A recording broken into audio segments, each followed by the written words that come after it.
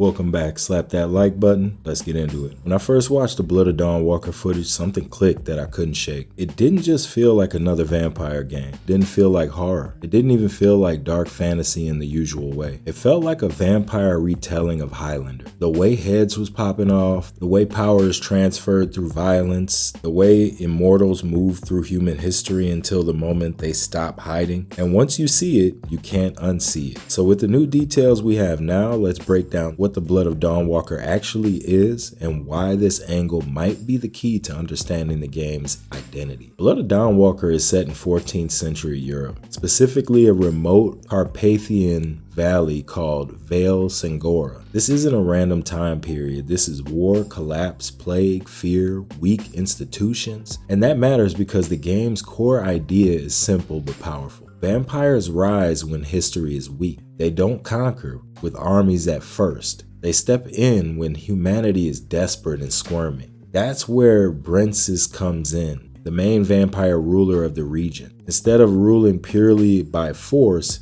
he offers something more dangerous, a cure for the plague through vampiric blood. That one detail alone reframes the entire conflict and story. Very edgy stuff. Think about what that means. If vampiric blood can cure the Black Death, then survival itself becomes conditional. You don't rebel against the vampires because they're the reason you're alive. That's not a horror trope. That's political control. This sets up a valid world where humans might depend on vampires at one moment. Resistance becomes morally complicated. Every choice has a cost. And this is where the Highlander comparison starts to click in. Because the Highlander isn't about monsters chasing prey. It's about immortals shaping history behind the scenes. The Dawnwalker is basically mimicking and mirroring that. You play as Coen, human by day, vampire by night. But here's the important part. The devs have been very clear that both forms matter. And what is that actually? This isn't day mode equal weak, night mode equals power fantasy.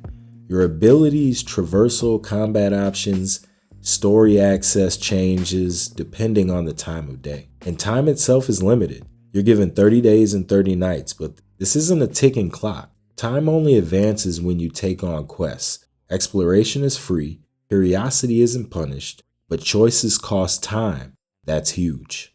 This is one of the smartest systems they've revealed so far. You're not racing a timer. You're not budgeting your life.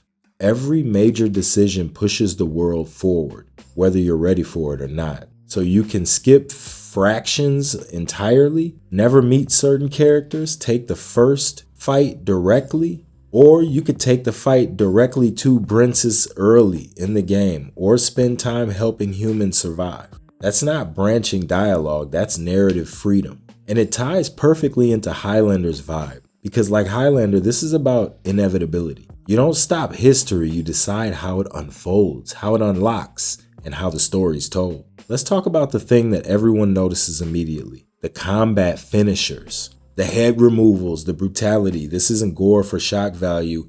And Highlander cutting off heads wasn't sadistic. It was how power moved. There can be only one.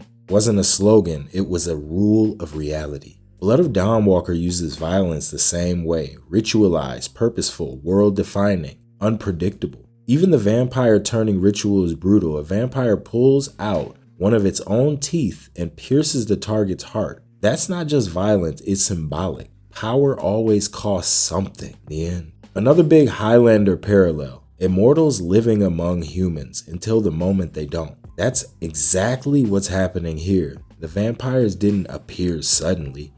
They were always there. The plague and the wars just gave them permission to step forward out of the shadows. That framing makes the Blood of Dawnwalker feel less like fantasy and more like the alternate history. Like you're watching a mythos unfold inside real events. Mechanically, the game is pulling inspiration from immersive sims. You'll hear comparisons to Dishonored, Deus Ex, layered approaches to objectives, traversal, stealth, direct combat, social interactions. All of it feeds into how you solve problems in the game. Add in replay editor friendly environments, strong visual identity, day-night shifts affecting space, and suddenly this isn't just an action RPG, it's a story machine. This Highlander comparison isn't just vibes. It explains why the game feels different. Blood of Dawnwalker isn't asking, how scary can vampires be? It's asking what happens when the immortals decide history belongs to them and not you. That's why the violence feels ceremonial. The settings feel ancient. The choices feel heavy. The time style and systems feels unforgiving. This isn't about winning, it's about leaving a legacy and how you're going to do it. If Blood of Dawnwalker sticks this landing, and it won't be remembered as just another vampire game, another dark fantasy RPG. It'll be remembered as a mythological RPG, one where power is earned, history is written, and survival has a huge price. Highlander didn't work because the sword fights and everything like that. It worked because it treated immortality like a curse, not a gift. And Blood of Dawnwalker looks like it understands that fully. So let me ask you something. How do you feel about Blood of Dawnwalker? Does Blood of Dawnwalker feel more like a vampire game or a myth about immortals shaping history behind the scenes? And does that Highlander energy hit you right when you see it?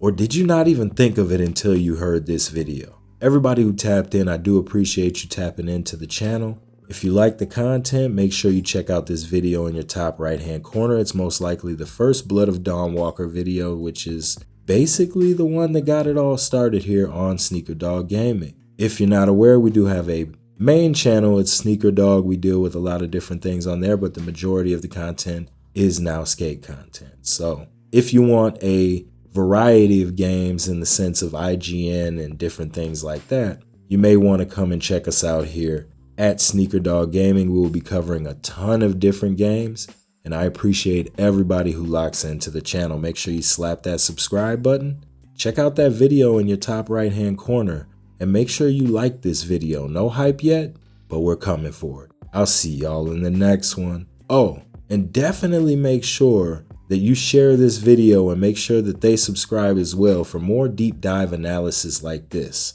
We won't be stopping anytime soon. All right, and before we get out of here, I want to say thank you to everybody who subbed to this channel and my other original channel. We just crossed over to 3,000 subscribers and we had a giveaway. Shout out to Billy Goat. Hopefully we can get a giveaway going on this channel here and get to 1,000 subscribers so that we can go ahead and do that SneakerDogg Gaming giveaway. Give me some ideas here early of what you think we should offer. A item from the store? Maybe a gift card for like 25 bucks? Let me know in the comments. Appreciate y'all locking in. I'll see y'all in the next one.